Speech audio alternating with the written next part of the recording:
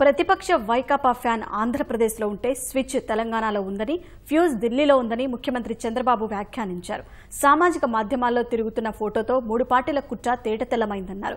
Party నాయకులు, కార్యకర్తలతో ముఖ్యమంత్రి చంద్రబాబు టెలికాన్ఫరెన్స్ నిర్వహించారు. ఏపీకి తెరాస కార్యకర్తలని పంపుతారని కేసీఆర్ అంటున్నారని, రాష్ట్రంలో ప్రతిపక్షం అసమర్థతతో ఉన్నందునే వైకాపా బాధ్యత కేసీఆర్ తీసుకున్నారని విమర్శించారు. రాష్ట్రాన్ని ద్వేషించి తీవ్ర అన్యాయం చేసిన వారితో జగన్ అంటకాగుతున్నారని మండిపడ్డారు. అందుకు ప్రజలు సరైన గుణపాఠం చెప్పేందుకు సిద్ధంగా ఉన్నారన్నారు. ప్రజలు మోదీని భరించే పరిస్థితుల్లో లేరని సీఎం అన్నారు. రాష్ట్రంలో ఉద్రిక్తతలు పెంచేందుకు వైకాపా కుట్రలు పన్నుతోందని, చిత్తూరు, ఒంగోలు, దెందులూరు, కొండవీడు ఘటనలే అందుకు సాక్ష్యాలన్నారు. మహానాయకుడి సినిమా తెలుగుదేశం చరిత్రలో ఒక భాగమని, తెలుగు జాతికి తెలుగుదేశం పార్టీకి ఉన్న అవినాభావ సంబంధం సినిమాలో చూపారని కొనియాడారు.